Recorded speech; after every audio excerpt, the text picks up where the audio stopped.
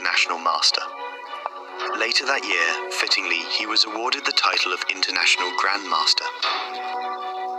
1958 would prove even more remarkable. First, there was the Soviet title to defend. Few seriously believed Tal could win it again, and this time, the championship also served as a zonal tournament, with the top players qualifying for the interzonal later in the year.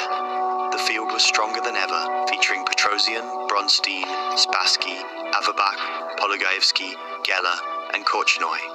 It was a harder battle. Tal lost 3 games, but his relentless will to win saw him claim many more victories. Heading into the final round, he faced Spassky, needing a win to overtake the unbeaten Petrosian. For much of the game, Tal was under pressure, but in a complex queen and rook ending, Spassky made a mistake, and Tal seized the opportunity to snatch victory. Winning 2 Soviet championships in a row was almost unheard of, and now it was clear, here was a true contender for the very highest honors. In August, Tal traveled to Portorož for the interzonal, and once again he was unstoppable, finishing ahead of Gligoric, Petrosian, Benko, Olofsson, Fischer, and Bronstein. Naturally, Tal was selected for the Soviet team at the Munich Olympiad.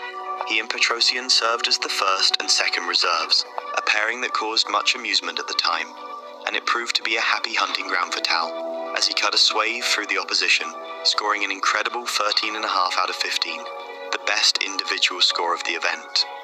1959 began, as usual, with the Soviet Championship, and speculation was high. Could Tal possibly make it 3 titles in a row? It would have been an extraordinary achievement, and although he fell just short, he still finished in an impressive tie for second place, with Spassky just behind Petrosian.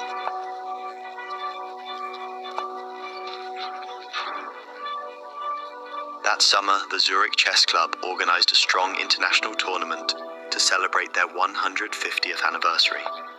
Tal stumbled in the first round, losing to one of the Swiss players, but as so often, he rebounded by winning a high percentage of his games, finishing first ahead of Gligoric, the rapidly improving Fischer, Keres, and Larsen.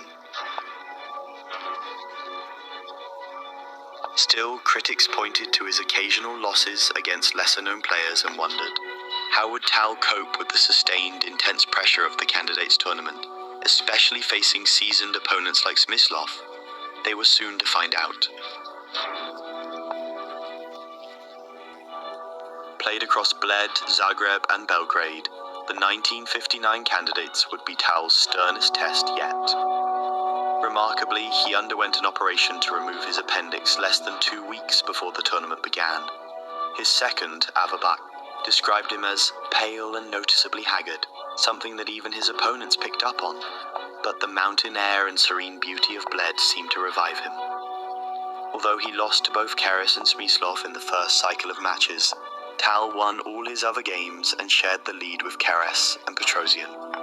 At the start of the second cycle, Tal produced one of the finest games of his career, a brilliant sacrificial attack that demolished Smyslov in just 26 moves.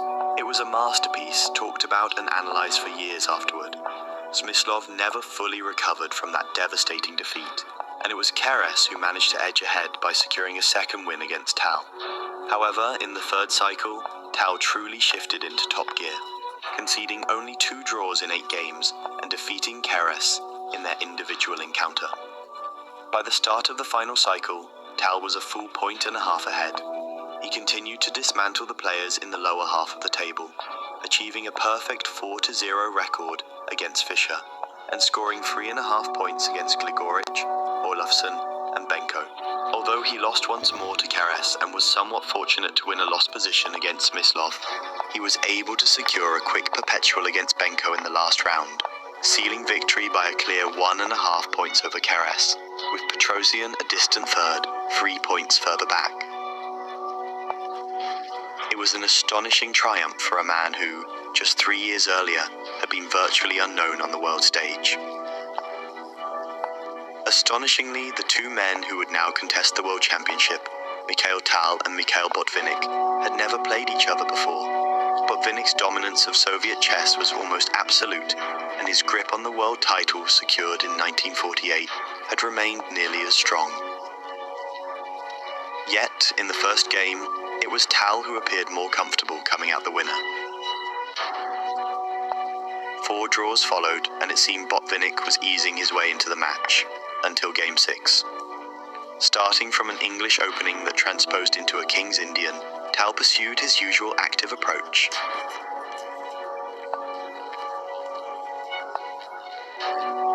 And at move 21 unleashed a knight sacrifice he had been contemplating since move 14. Within a few moves, the sacrifice yielded him a powerful pawn and a superb pair of bishops. The crowd became so excited that the arbiters had to move the players into a back room to continue the game. In the end, he won the match by a convincing score of 12.5 to 8.5, becoming, at 23 years old, the youngest world champion in history. It seemed there was nothing he could not do.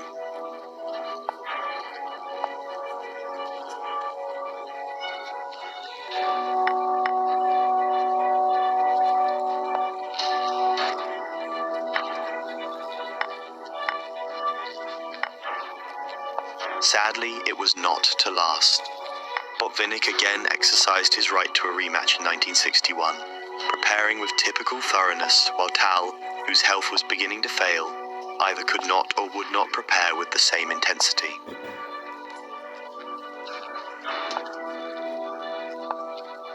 Tal returned to form later that year, winning the extremely strong Bled tournament, despite losing to Fischer for the first time. He finished a clear point ahead of Fischer and 2 points ahead of Petrosian, Keres and Gligoric. However, disaster struck the following year.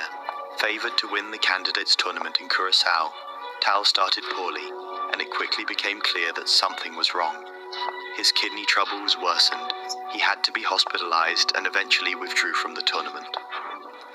Tal would never again play a match for the World Championship. Perhaps not everyone is as familiar with Mikhail Tal's later career, when, despite being continually dogged by ill health, he remained a fearsome opponent and a contender for top honours well into the later stages of his life. Many otherwise excellent historians of modern chess speak as if Tal's career effectively ended after the 1962 Candidates Tournament, yet that could not be further from the truth. In 1966, he reached the final of the Candidates, only narrowly losing to his lifelong friend and rival Boris Spassky, a match his doctors had begged him to play in a sanatorium, given the state of his health. 2 years later, in 1968, he lost in the semi-finals to Viktor Korchnoi. Had results fallen only slightly differently, we might have seen a return final against Spassky, and who knows, even a Tal Fischer World Championship match in Reykjavik in 1972? After all, Tal and Fischer were not only rivals, but also friends, something few could claim about the famously enigmatic American genius, and even fewer could boast a positive score against him, as Tal could. As late as 1979, Tal shared first place with Karpov in Montreal, a tournament considered one of the strongest ever staged. He then went on to dominate the Riga Interzonal, winning by a clear 2.5 points. In the 1980s, despite a period of persistent rumours about his declining health, and even his death, Tal surprised many by competing successfully in the Grand Prix tournaments. He finished third in the 1985 Interzonal, qualifying once again for the candidates at the age of 49. By then, the grueling demands of match play may have become too much for him against the very best, but tournament chess was a different matter. Even when he didn't finish first, Tal could still light up a tournament with sparkling sacrifices, demolishing a candidate or a rising young star in brilliant fashion. In 1988, he astonished the chess world again, finishing third in the Reykjavik World Cup and winning the World Blitz Championship. Proof that even at a time when younger talents were emerging, the old magic had not faded. Brain moves instantaneously. 9 seconds left for Yusupov. 1:26 for Tal. Check. Pawn queening. What is Yusupov hoping for? Okay, the win is a win. Rook and a knight down. Tal just